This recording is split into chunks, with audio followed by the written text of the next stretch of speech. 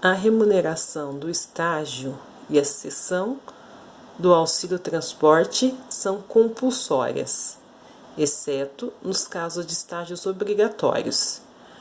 Como nós falamos em um slide anterior, que a remuneração de estágio e o auxílio transporte, eles têm que existir, com exceção de quando for estágio obrigatório. O valor do auxílio pode ser parcial. Entretanto, a legislação do estágio não prevê o desconto de 6% sobre a remuneração do estágio. Nós que somos colaboradores CLT, quando nós utilizamos o benefício do Vale Transporte, sabemos que é descontado 6% do nosso salário. Isso a gente vai ver um pouquinho mais lá na frente.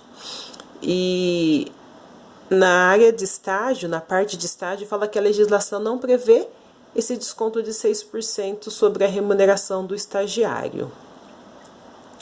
O valor da bolsa estágio pressupõe o cumprimento das atividades práticas previstas no contrato de estágio. Faltas, atrasos no cumprimento dessas obrigações ensejam o desconto correspondente no período não estagiado. A organização concedente de estágio poderá, a seu exclusivo critério, abandonar as ausências justificadas. Então, fala que, assim como um funcionário via CLT, um funcionário também que está estagiando dentro de uma empresa, se ele tiver faltas, atrasos, pode acontecer o desconto correspondente ao período que ele não estagiou, ou seja, que ele não cumpriu a carga horária determinada. A empresa de estágio, se ela tem acesso, tá? E pode abonar as ausências justificadas. Atestado, por exemplo, um vestibulinho, ela consegue fazer com que esse valor seja recolocado novamente na bolsa estágio do colaborador estagiário. O estágio obrigatório é aquele definido como tal no projeto do curso, cuja carga horária é requisito para aprovação e obtenção do diploma. No caso de estágio obrigatório, gente, a gente entende que não é a empresa que precisa de nós, é nós que precisamos da empresa. Então, eu tenho uma carga horária definida pelo coordenador do estágio para que eu possa receber o diploma. O estágio não obrigatório é desenvolvido livremente como atividade opcional e, neste caso, as horas de estágio são acrescidas à carga horária regular e obrigatória, quando tal previsão integrar o currículo acadêmico do curso. O estágio não obrigatório, ele é livre. Se eu quiser não fazer mais, eu posso, diferente do obrigatório, que eu tenho que fazer para obter o meu diploma. E o objetivo do estágio não obrigatório é realçar o seu currículo, colocar um pouco do que você tem de experiência dentro do seu currículo. Um supervisor de estágio poderá supervisionar até 10 estagiários. Olha quanto! Então, cada empresa que tem um supervisor, ele pode ali tomar conta de 10 pessoas. Trabalhador aprendiz. A admissão do menor só pode ser efetuada a partir dos 16 anos de idade. Dos 14 aos 16 anos, ele pode ser admitido apenas como aprendiz. Qualquer empresa ela pode contratar um colaborador desde que ele tenha a partir de 16 anos.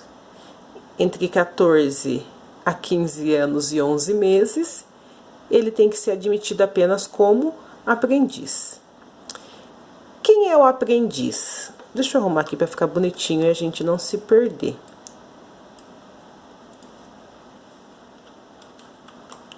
Opa, ficou mais feio. Peraí, deixa eu arrumar aqui, gente. Aqui, deixa eu voltar aqui. Aqui.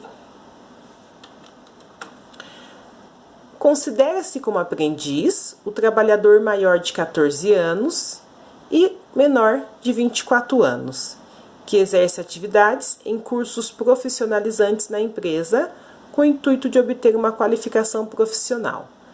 Qualquer, então, trabalhador que seja maior do que 14 anos e menor do que 24 meses, que está fazendo um curso profissionalizante e está como aprendiz dentro de uma empresa para poder obter qualificação profissional, nós podemos chamar esse de trabalhador aprendiz. Esta modalidade de contrato possui a duração máxima de 2 anos, tipo estágio, tá, gente? Sendo automaticamente extinto nesse prazo. Ou quando o aprendiz completar 24 anos, também extingue-se o contrato dele. A idade máxima anteriormente mencionada não se aplica a aprendizes portadores de deficiência física. E a gente percebe o tão quanto é legal e bom a gente vê que as empresas estão contratando aprendizes portadores de deficiência. Nós podemos perceber em algumas lojas portadores de surdez, pessoas mudas, pessoas que não têm um membro do corpo, mas que elas estão aí conseguindo entrar no mercado de trabalho. A contratação de um aprendiz na empresa deve ser baseada em algumas normas reguladoras de legislação. Não é qualquer pessoa que pode entrar como aprendiz. Existe aí algumas regras, algumas normas, na qual prevê a legislação. O trabalhador aprendiz deve ser baseado na sua formação profissional. Por exemplo, eu sou uma pessoa que estou fazendo curso de mecânica, por exemplo. Eu tenho, então, que ser aprendiz na área de mecânica. Só é considerado aprendiz quando o curso que eu estou fazendo assemelha-se à formação profissional dentro da organização. A duração do seu trabalho diário não pode exercer 6 horas, igual também o estágio, estando impedido também de prorrogar ou compensar jornadas. Eu digo que é a mesma coisa do estágio anterior, né, antes de ser modificado. Então, ele não pode trabalhar mais do que 6 horas, porque a empresa entende que ele precisa ir para casa, ele precisa estudar, ele tem prova, ele tem trabalho para fazer, e ele tem ainda o curso a ser feito presencialmente no período de manhã ou no período da noite. O menor aprendiz, o trabalhador aprendiz, desculpa, ele também está impedido de prorrogar o seu horário e depois compensar em jornadas, ou seja, aumentando, saindo mais cedo ou entrando mais tarde. A jornada só poderá ser de 8 horas se o menor já tiver concluído o ensino fundamental, desde que as horas destinadas à aprendizagem teórica sejam computadas na jornada.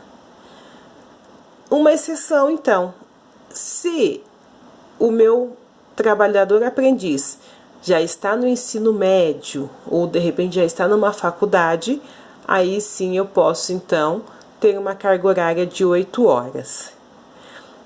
Desde que então essas horas fiquem destinadas à aprendizagem teórica e sejam computadas na sua jornada de trabalho. Antigamente a gente falava bastante de menor aprendiz, né? O menor aprendiz ele era até os 16 anos. Hoje a lei mudou um pouco. Hoje a lei fala de trabalhador aprendiz, aonde extingue-se até aos 24 anos ou independente da idade, se tiver algum tipo de deficiência.